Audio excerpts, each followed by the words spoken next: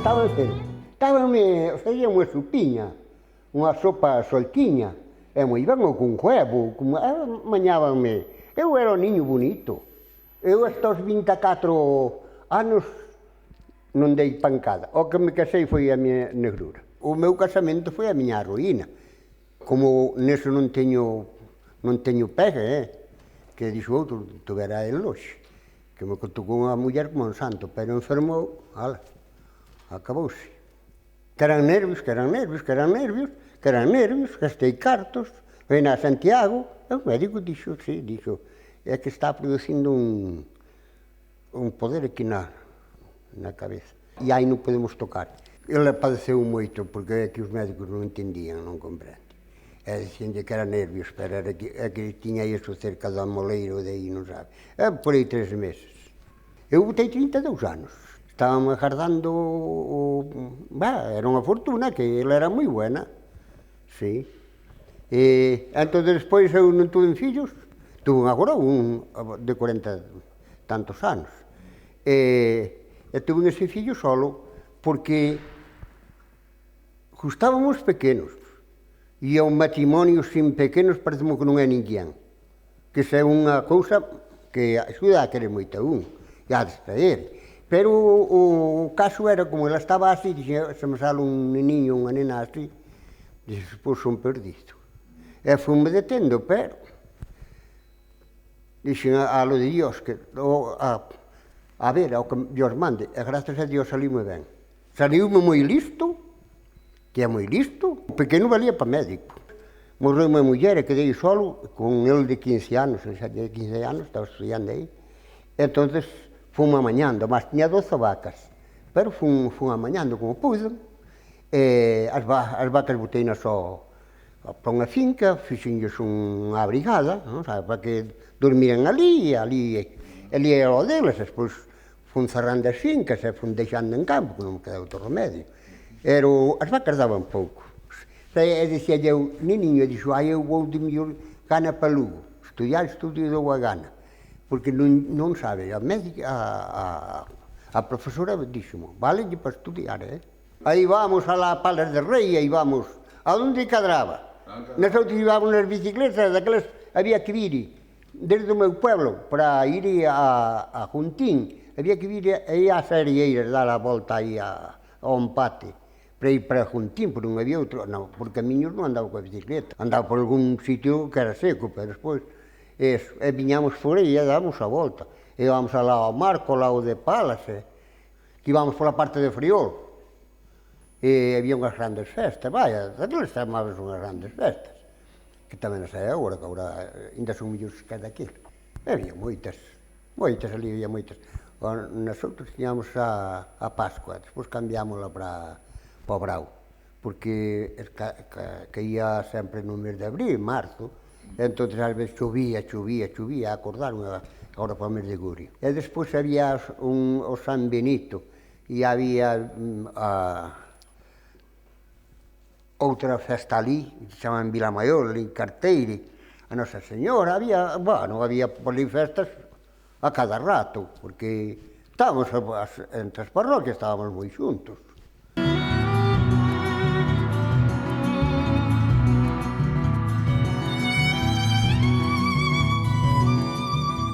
Unha parte da familia que lle gustaba facer coplas, e eu, aos 7 anos, escribín a miña primeira copla indo para a escola de arriba dunha pedra, e que dicía, Ezequiel monta unha, monta dúas, monta tres e monta catro, e non montou as fillas porque as montou un gato. Era un dali que traballaba nunha fábrica e eu contaba como andaba coa filla da Ballestera. E era, agora acabou o inverno, ven a primavera para lle devolver a honra a filla da Ballestera. Coaquelas coplas. E me lembro tamén que un día fomos á feira de Chantada o día 5 e me levaron os grandes e había unha señora que vendía as coplas. Vendía as coplas e vendía as cancións e vendía as coplas estas onde se contaban eso, non? E ele se meteu da cabeza que a señora tiña as pernas moi grandes e dicían uns que eran máis grandes con árbol que estaba ali onde o campo da escola, non? Bueno, e dixeronme, se queres volver para a próxima feira con nós, tes que ir e a ver se lle das abrazado as pernas a das coplas. Claro, eu, rapaz, ante a tesitura que non me volveran a levar con iso, fun ali a ver se lle daba abrazada as pernas a señora das coplas. Fun ali, pegoume unha patada. Pero, bueno, eu despois dixo, bueno, pois non ten as pernas tan gordas como o castiñeiro ali de Soane. O meu tío cubano, chamamos o meu tío cubano veu de Cuba e traballara na embaixada española en Cuba, non? E trouxe unha radio. E, bueno, para min a radio e a música estaba presente, pero estaba presente tamén que a noite iba, porque tiña a casa ao lado da nosa, e o meu pai e o meu avó íbanse pa ali, iban a escoitar a radio e a mí non me deixaban. Era despois das horas, iban a escoitar, despois, claro, entereime que iban a escoitar a radio Pirinaica, non? Pero eu, hasta un día, que fun, quería ver quen había por atrás, e desarmei a radio, que tiña un tablis por atrás, unha filis grande, a ver onde estaban os homes, non? E sempre me marcou a radio, e despois a radio a puñían na ventana, e eu medrei escoitando de España para os españoles e a María Matilde Almendros. Aquel programa pos emigrantes, radio dedicada e as cancións aquelas, e me lembro sempre que a miña aboa, o que máis lle gustaba era cando empezou Vítor Manuel. O Vítor Manuel para ela era o máximo, porque ademais dicía que se entendía.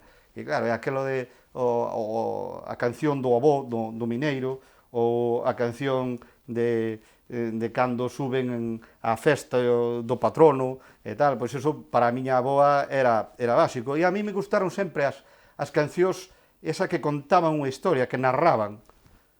E eso vivín con eso sempre. Para min a radio é básica, inda hoxe. Claro, cando estuve no seminario despois e non poder escoitar a radio, non poder ler, non poder tal, foi tremendo, foi un choque. Eu aprendime, por exemplo, o dicionario de latín de vos, todas as historias que traía, o dicionario aprendíme de memoria.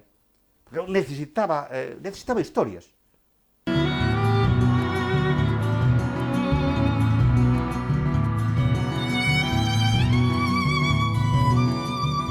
Ya mayor sí las escuchaba.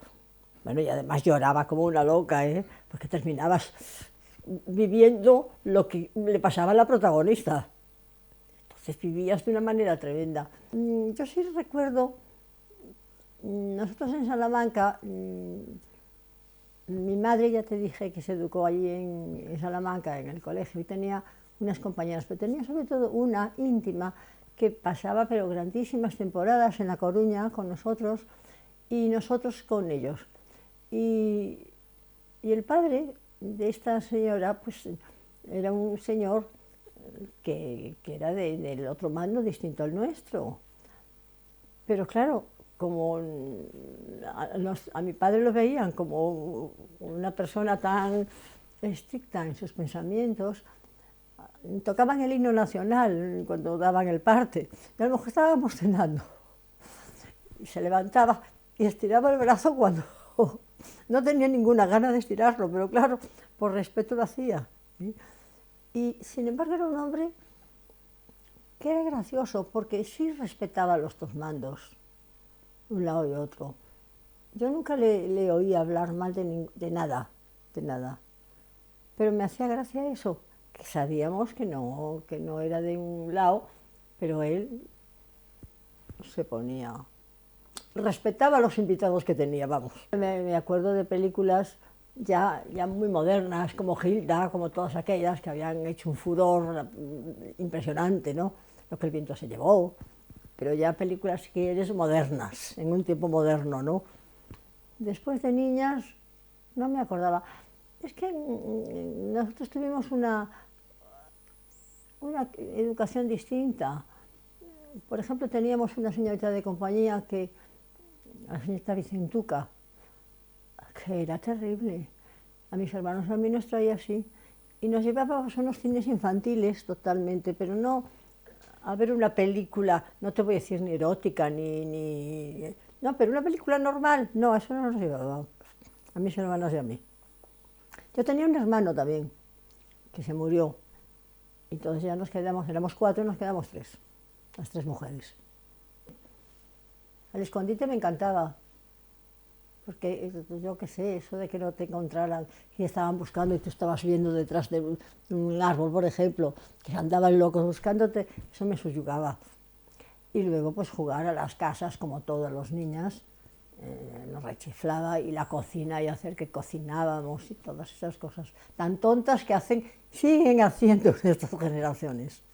Mucho al retiro, y además allí nos encontrábamos con muchas familias de nuestro entorno, que iban las hijas también, y que hemos seguido con la amistad con todos ellos.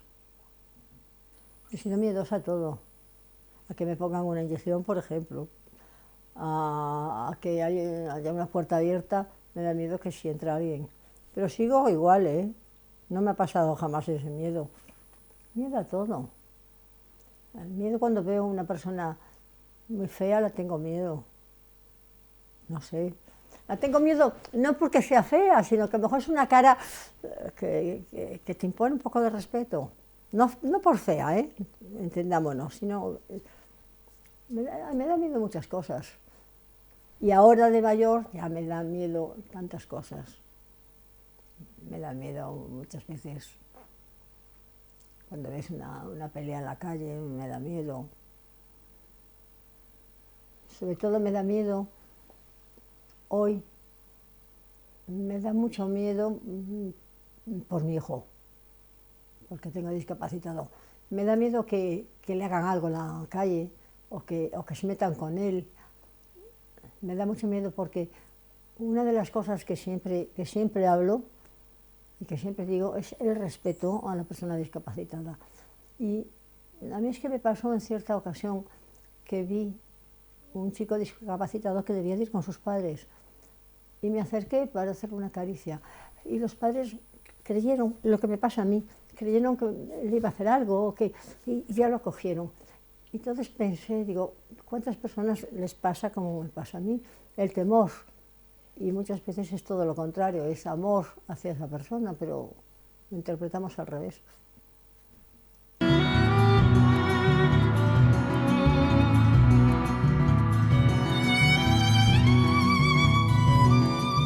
Sí, fumei desde moi novo.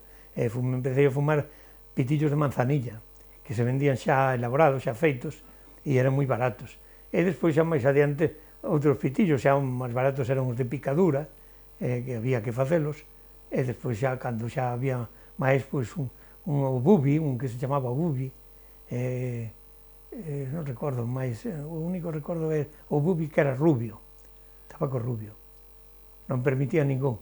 O que pasa é que, como don Gregorio, pois non se enteraba moito do que pasaba na clase, pois fumábase na clase, e el advertía de fumar, entón algúns salíanse da clase pola ventá, fumaban e volvían a entrar pola ventá. Era unha cousa así moi transparente a clase respecto ao exterior, non? Pois eu nunca utilicei chuletas, pero utilizábanse chuletas moi sofisticadas ás veces, non? Unhas que facían un rollo con unha goma que se iba desplazando cos dedos, e entonces podíase ver, vamos, en calquer punto do tema, buscaban os máis expertos, movían así e buscaban o lugar onde estaba o asunto que querían buscar, non? Sí, de castigo corporal na escola de don Jesús Yáñez, sí, foi un testigo, sí. Don Jesús, a min, non eran uns castigos selectivos, porque non nos pegaba a todos. A min nunca me pegou e a outros, como a min, tampouco. Pero había os menos, digamos, os que menos estudiaban, os que iban máis atrasados, eran os que recibían máis golpes con as varas que ele utilizaba. Pero eu sospeito, despois, falando con uns e con outros, con compañeiros desa época, que algúns, o propio profesor era incitado polos pais a que lles pegase, dicindo que, bueno, a ver se mo pos en cintura, a ver se a isto mo endereitas e tal. Entón, pois realmente había unha complicidade entre os pais e o profesor para que lle pegase. A min na miña casa nunca me pegaron, non sei se eso influiu en que non me pegase don Jesús, tamén influiría en que eu era un dos preferidos de don Jesús, non? Vamos, el tiña un cariño moi especial, e eu a él tamén, porque don Jesús, que era un profesor represaliado, estivera escondido moito tempo, que sacara adiante a súa muller e a familia, e el estudiou a todos os fillos con un esforzo enorme, vivía nunha casa que compartía a vivenda e as clases, e a medida que el iba tendo éxito, porque o éxito que tiña de boca a boca, pois iba dedicando máis habitacións ás clases, e a familia íbase amoreando nas habitacións que quedaban, hasta que tivo que facer outra casa fora, dedicar esa da Rúa de San Froilán, dedicarla enteiramente a clases. Pero o que iba é que a don Jesús deume a min a base matemática forte para poder afrontar calquera cousa. E era un profesor extraordinario en matemáticas ao meu ver, non? Eu aprendín ali moitísimo, e considero que ademais en calquera materia ter ben o básico é fundamental para afrontar calquera aventura. Do castigo corporal no instituto, desde logo, non. Ningún castigo corporal, eu non fun testemunha de ningún castigo. Castigos de outro xénero, sí, perfectamente tolerables e perfectamente asumibles por calquera, pero o castigo corporal ningún momento, ningún.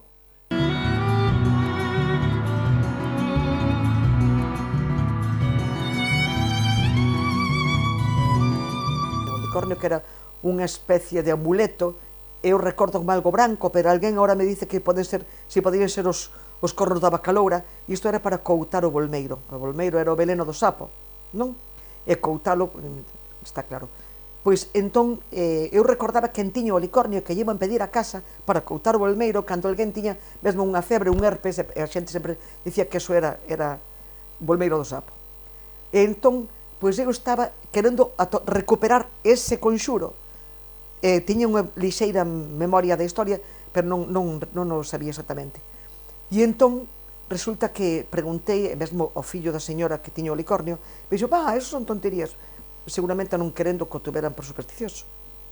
Quere saber que ao pouco tempo me chega un correo co texto do unicornio que meu pai yo mandara escrito a Ben Chosei, e entón, quen estaban recuperando as cousas de Ben Chosei mandou escaneada esa carta na que meu pai lle mandaba a Ben Chosei o conxuro do unicornio.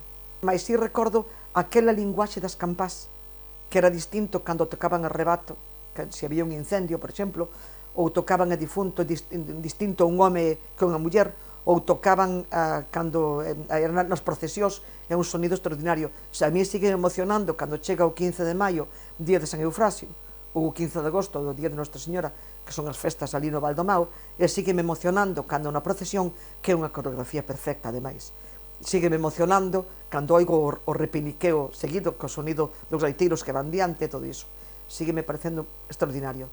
Pero sí, hai algunha, eso de si sonaban sonou a campá, porque claro, morreu fulano e tal, bueno, sin que ninguén a tocara, si teño escoitado algunha cousa, pero eu non quería niso. No Valdomao hai unha fe en San Eufrasio total. Mesmo pode haber xente que non cree en Deus, pero en San Eufrasio creemos todos. Todo o mundo considera mediador e milagreiro, para todos se recurre a San Eufrasio, calquer problema que haya moito ofrecer a San Eufrasio, efectivamente penso que sí que era un santo moi milagreiro, e todos ali notamos a súa presencia, sen dúbida. Era un dos 7 varóns apostólicos, discípulos de Santiago, e mesmo eu cando fun a Andúxar e cando fun a provincia de Granada, a outros lugares en que ao redor da catedral hai, non recordo neste momento cal é a cidade na que hai ao redor da catedral todos os varóns apostólicos, e fun velo, que me pareceu moi distinto do que temos no Valdomao, que é unha imaxe que é pequeniña, parece un home baixiño. Sin embargo, aí son nos dous sitios son imaxes moi grandes, e mesmo de Andújar en concreto veñen en peregrinación todos os anos, e fanlle, vamos, mesmo hai algunha placa de algunha historia, algunha ofrenda ali. E San Eufrasio moi milagreiro, e mesmo ao redor do seu sepulcro, pois hai moitas figuras de cera, como acontece en todos os territos que se fan en Galicia.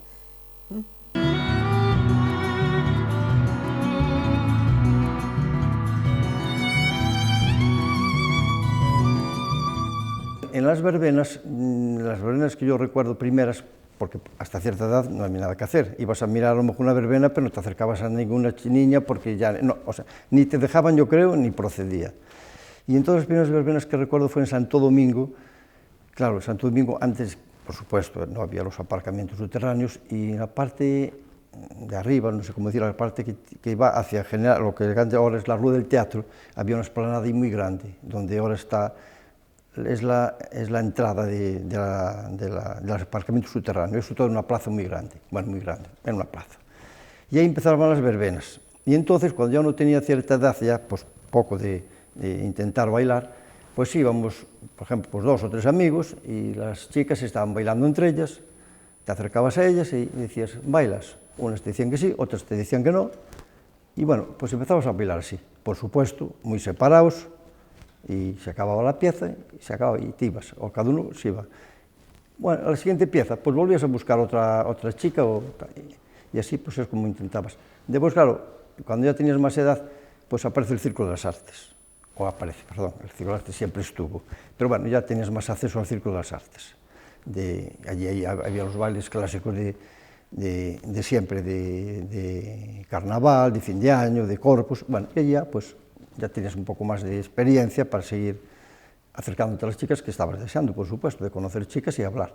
Y después el acercamiento a las chicas también era muy clásico, el paseo de los cantones y la calle La Reina, que era también pasear y pasear y pasear, desde Santo Domingo hasta toda la calle La Reina, bajar a la Alameda, hasta lo que es el final de la Alameda, mirando, por un lado íbamos andando los amigos, por otro iban las amigas, también mirabas a una chica que simpática, o lo conocías porque era tu vecina, o habías algo estudiado con ella, y poco a poco pues fue así como te ibas entrando. Pues puedo decir que poco, porque, vamos, no recuerdo entre amigos caseros, pero la clásico tomar miel, porque mi padre era militar, entonces había la farmacia militar, entonces pues siempre hubo acceso en mi casa, una casa muy corriente y vulgar económicamente hablando, y siempre hubo acceso a productos farmacéuticos, que estaban, claro, los militares tienen su propia farmacia, y allí íbamos a por ellos, y entonces, no, pocos remedios caseros hubo en casa, pocos. Bueno, la radio, en principio no la había en casa, ni había radio, ni había periódico, ni había teléfono, por potencia económica de la familia, no daba, éramos 5 hermanos y 2 padres 7, y bueno, pues lo que ganaba mi padre, que era el único ingreso que había en casa, pues había que repartirlo entre muchos. Estudiamos los 5 hermanos, y eso también ocasionaba sus gastos, por supuesto. Y la radio, pues no sé exactamente cuándo vino, pero bueno, de muy niño no existía. Cuando vino, pues escuchaba lo que daba la radio, lo que era la Radio Nacional, que yo creo que era la única que había, me parece que en España en ese momento la única, y después sí se cogía, pero con mucho cuidado, Radio Pirenaica, que informaba muy bien, gustaba oír lo que decían desde París, esa Radio Pirenaica, y después estaba Radio París también, son 2 cosas distintas. Radio Pirenaica, bueno, sabía que era una propaganda en contra total, pero bueno, pero gustaba mucho oírlo, se oía Santiago Carrillo, y después Radio París, que recuerdo que hablaba, y ese sí que daba gusto oírlo, Salvador de Madariaga, hablaba muchas veces, y bueno, encantado de oírlo. Y poco a poco apareció la cadena SER, empezó a aparecer, entonces pues un poco lo que había.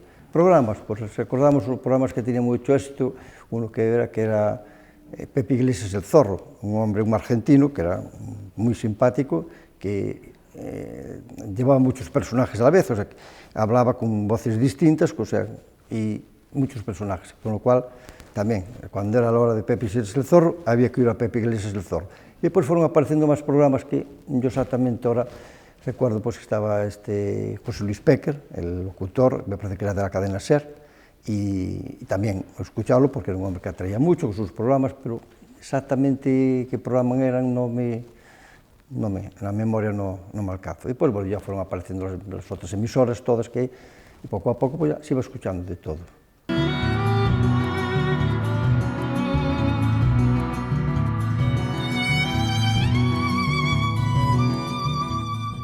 En este edificio que estamos na actualidad, era o antigo sanatorio de Milagrosa, aquí, na habitación 27, o día 9 de febreiro do ano 68, naceu o meu fillo máis novo, e na habitación ao lado, ás 8 da mañá, morreu meu pai. Ese mesmo día. Veu ver a súa nora, tiña un catarro fuerte, que non cuidaba era don Exiquio Sánchez Cuesta e don Bernardino Pardo Ouro, e cando chegou aquí, dixo, Antonio, estás un catarro fuerte, tens que dormir hoxe aquí, na sanatorio, que toco en min de guardia, e de paso miro a ver como vas. E o que xe é certo é que a mañá temprano tuve que levarlo para casa xa difunto. Non recordo xa un momento sin luz, pero sí que podo dicir unha cousa. Na nosa casa parara un ingeniero que construiu a nova ponte. A ponte que había de comunicación entre as dúas beiras do río, entre San Juan e San Pedro, don Iván, le chamaban, era leonés. E a primeira cousa que fixo ao chegar, que daquelas alumábase con carburo e con gas, foi facer unha instalación de carburo en toda a casa, que tal instalación despois transformouse en conducción de energía eléctrica. Os cables da energía eléctrica iban por dentro dos tubos que el colocara de carburo, e ali no medio da casa, que era unha casa con 3 plantas, no medio da casa, na segunda planta, colocaran un gran depósito de carburo e automáticamente, cando facía falta, el funcionaba automáticamente e tiñamos luz en todas as habitacións dentro do departamento da casa. Pero eu, cando recordo eu, xa había energía eléctrica dunha fábrica que había aguas abaixo no Miño, onde había unha gran planta de energía eléctrica que tiña ademais tamén muiño, 3 rodas para mover o centeo e o trigo da nosa zona. Pero repito, xa no ano 30, na nosa casa tiñan a instalación de carburo. Pero Portomarín Vello xa contaba con energía eléctrica, pois había serras de madeira que xa funcionaban con energía eléctrica, e ademais había luz pública nas calles do pobo. Sendo alcalde, levouse a luz a varios sitios, pero o que se levou foi energía eléctrica. Eu tuve moi buenas relacións, porque eu traballara con Fenosa un pouco na medición das fincas do pueblo, de todo o pueblo vello, e entón fixen unha petición de que había que dotar os núcleos de población de suficiente forza para que a xente poida tuver lavadora, televisión e todo eso, e a ordeñadora despois. E en un ano colocáronse 36 novos transformadores. E pois si foi máis lento a colocación de novos cables para a distribución, pero por lo menos a xente xa tiña energía eléctrica para poder ter os motores necesarios para vivir normalmente como hai que vivir nos povos. O que si levei eu, ou non levei eu, levou a corporación, que eu tiña a suerte de presidir, levou o alumbrado público a todos os núcleos, a todas as casas que ten o municipio. Portomarín, como se sabe, a cabeceira do municipio, o concello, está prácticamente nunha esquina. Estamos a 2,5 km de Páramo e a 2,5 km do límite con Paradela, e a casi 3 de Guntín. Pero, en cambio, temos núcleos de población que están pegados a Monterroso e a Taboada. Neves de Castro son de Portomarín. Prácticamente onde se fixo a nova cárcel de Monterroso, o monte aquel onde se fixo a cárcel, é de Portomarín. Entonces, hai un problema gordísimo. Cando eu entrei na alcaldía, non había pistas, nin carretera, non había nada. Había a carretera que vai de Portomarín a Ventas de Narón, que é o camiño de Santiago, había empezada a carretera de Villaxuste, había empezada a carretera que vai a beira do río, que nos comunica ahora con varios núcleos de población, e entonces houve que abrir todo de novo. E o problema era tan grande que temos algunha carretera municipal que ten casi 20 kilómetros. E hoxe foi moi duro o poder abrilas, gracias aos meus amigos de todos os partidos políticos, que teño que decir, que me axudaron moito, e fomos abrindo pistas por todo o municipio. Tamén teño que decir, gracias á vontade e ao esforzo de todos os veciños. Portomarín non fixo falta expropiar un centímetro. Todos os pasos foron voluntarios. E entonces pudose abrir pistas para todos lados. Tuve unha sorte de que ao principio da miña vida política aquí había un presidente de Diputación que foi don Eduardo García, que me comprendeu a necesidade que tiña Portomarín de novas vías, e pedinlle 2 máquinas, unha cargadora e unha motoniveladora para un mes, e tuve nas 6 meses. En ese tempo, de acordo que as xuventudes e que a xente das aldeas, abrimos pistas por onde pudemos. Por onde metemos, dicía yo ao maquinista, tú tira para diante abrindo e máis nada. Mentre non te maten, mentre non se peguen, tú tira para diante.